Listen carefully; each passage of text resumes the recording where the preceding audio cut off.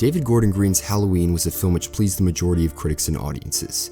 No one seemed to despise the film, and no one seemed to overtly adore it. The general consensus of the film was that it was largely effective at being a sequel, and that it was, quote, the best Halloween sequel ever. If you've ever seen any of the late Halloween sequels or the sequels in general, you know that this claim is not one which carries much weight. It's similar to how people praise The Shallows for being the best shark movie since Jaws. This claim is true, but the bar for shark movies is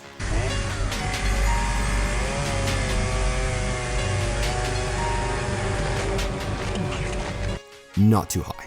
No one seemed to claim that Halloween 2018 was a masterpiece, but what is widely accepted is that it is a worthy sequel to John Carpenter's original film. This may be true to some degree in regards to character development, but as a whole, Halloween 2018 is not an effective sequel to Halloween. The simple reason for this is the film's absolute lack of tension building, and this lack of tension can be traced back to one fundamentally misplaced element of the film: an overabundance of humor. In recent years, a new trend has become heavily utilized in popular films. This trend is using overt humor to lighten the mood of a scene. The key cause for this trend can be traced back to Marvel Studios. The form of humor which the MCU has popularized is what is called a bathos. This refers to an anticlimactic situation which subverts the tone which was previously established by a scene.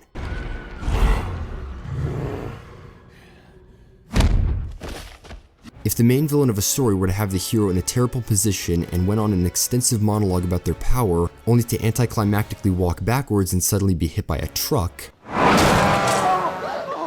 this would be a prime example of a bathos. It's a form of humor which is in line with cartoon gags. Therefore, when including them into a live-action film, you must be cautious with how you implement them. There have been many examples of films which have had inconsistent tones as a result of overt humor. But the pinnacle example of Marvel-style humor utterly destroying the tone of a film is 2018's Halloween.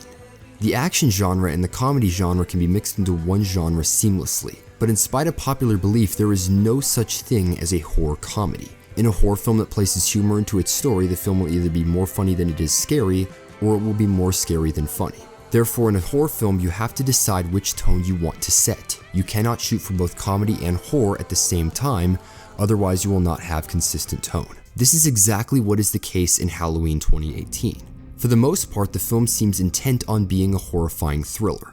There are retcons from the original films, such as Michael being related to Laurie, and magic being implemented into the story, which are entirely ignored and even made fun of. Wasn't it her brother who, cold-blooded mutilated all those teenagers? No, that's just a bit that some people made up to make him feel better, I think.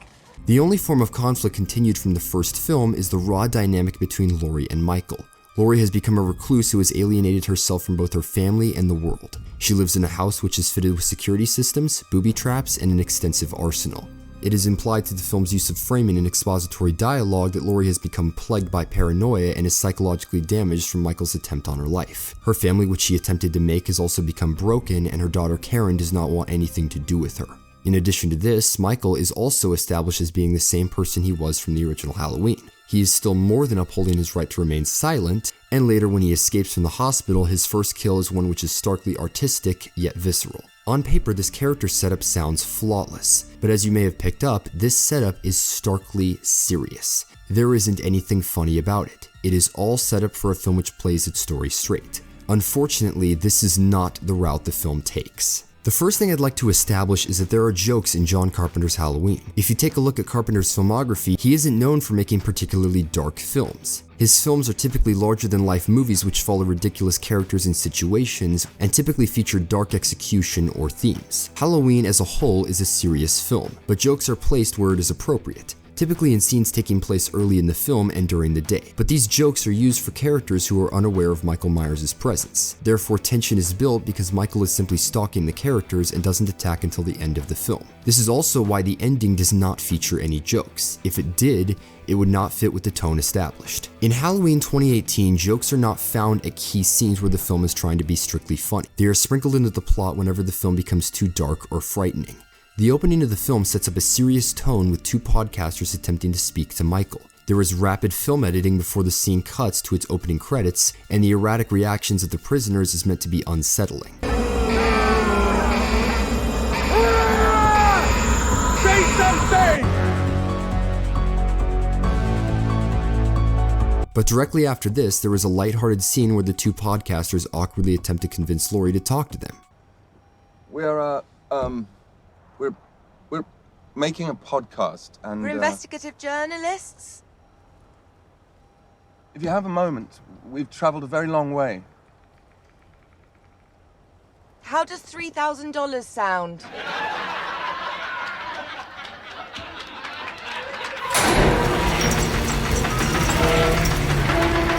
Then the film jets back to seriousness when the podcasters delve into both Michael Myers and Laurie's past. 2 failed marriages, rocky relationship with your daughter and granddaughter.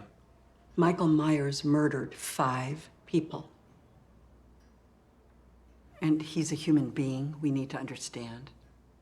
I'm twice divorced, and I'm a basket case. Directly after this, however, the film cuts to Laurie's son-in-law acting like a clown as he sets up mousetraps throughout his house. Oh, mother! Oh, man. I got peanut butter on my penis. That guy got hit in the head with a coconut! I could go on for the entire film, but you get the point. The film's tone consistently jumps from tense to comedic. The switch happens at the blink of an eye, and the tone's consistency is sacrificed because of it. This is a poster example of having your cake and eating it. It is impossible to terrify an audience while simultaneously making them laugh. Something important to note beyond the comedy is the film's lighting. This lighting scheme is not the type of lighting you see in nearly any horror film. It looks more in line with a sitcom or Happy Madison production than a sequel to Halloween, literally one of the darkest movies of all time. The set of the house features overtly white colors, and this scene seems to be allergic to shadows or darkness. It isn't simply the lighting in this scene, which does happen admittedly early in the film. This same set and lighting pattern is used 40 minutes into the film, well after Michael Myers has escaped and killed his first victims. Karen returns home casually without knowing that Michael has escaped.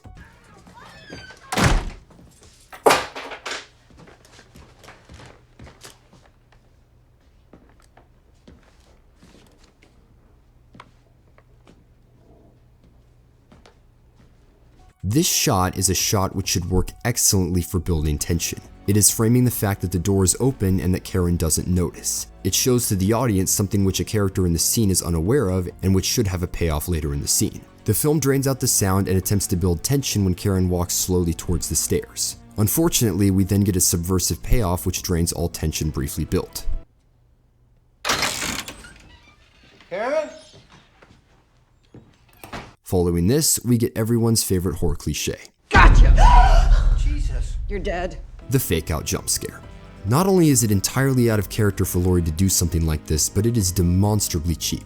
The rest of the scene either plays out awkwardly or comedically. With the way this film's tone operates, it could be either one. And I am trying to prepare dinner for my family. The world is not a dark and evil place. It is full of love and understanding, and I'm not letting your psychotic rants confuse me or convince me otherwise. This scene is easily one of the worst scenes I have ever seen in the second act of a horror film. It has consistently bright lighting, misplaced comedy, setups with weak payoffs, and uses a fake-out jump scare. These are the last things you want in the second act of a horror film after the thread of the film has been established. This is not how you pour levity or drama into a horror film. You cannot turn off or utterly contradict the tone you previously established while crafting a horror film. No matter how tense sequences can become in Halloween 2018, comedy is always there to drain tension in the next scene. The scenes with Michael are also played for laughs just like Laurie's scenes are. There is an extensive scene where the film clearly establishes that Michael is in the closet of a house waiting to attack a babysitter. The film uses framing with the door to establish this, and the characters also hear sounds to reinforce their assumptions. All of this should lead to a massive and terrifying payoff, but instead, this single joke absorbs all tension previously built up by the scene. In 1 second, the film is attempting to frighten the audience using a jump scare, and in the next second, a joke is supposed to make them laugh. Now, is it possible to utilize both horror and comedy at the same time? Yes. The closest example of both comedy and horror working side by side, similarly to the original Halloween, is Oscar's death scene. The reason this works is that the film uses this scene to establish tension. Happy Halloween, Mr. Elrod.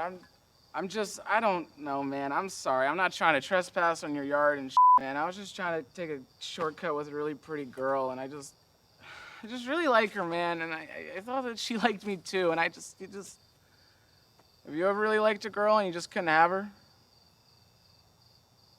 Michael doesn't wave back to Oscar or do anything which is out of character for him.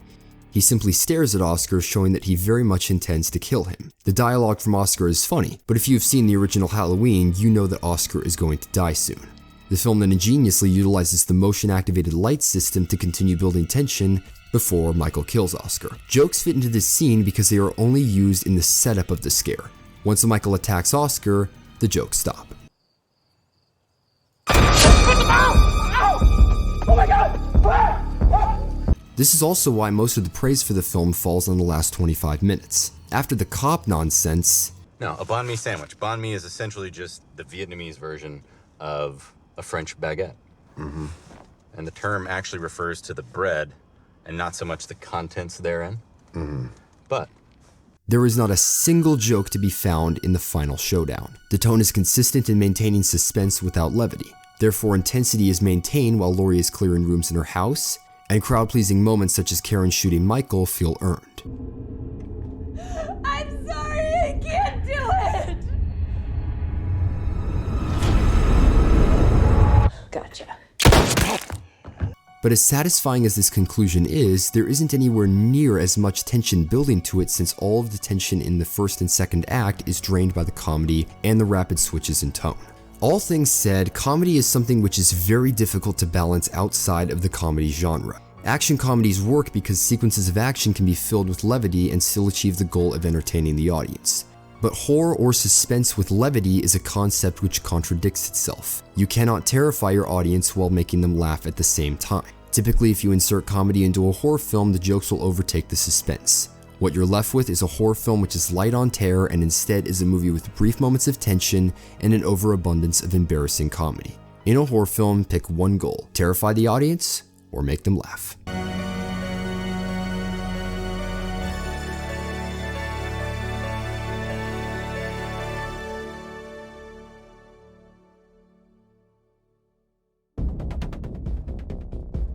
What that's supposed to mean? Just relax! Everyone just relax. You don't believe in the boogeyman? You should. The saga of Michael Myers and Laurie Strode isn't over. On October 16th, 2020, Halloween Kills. Get out of here! And on October 15th, 2021, Happy Halloween, Michael. Halloween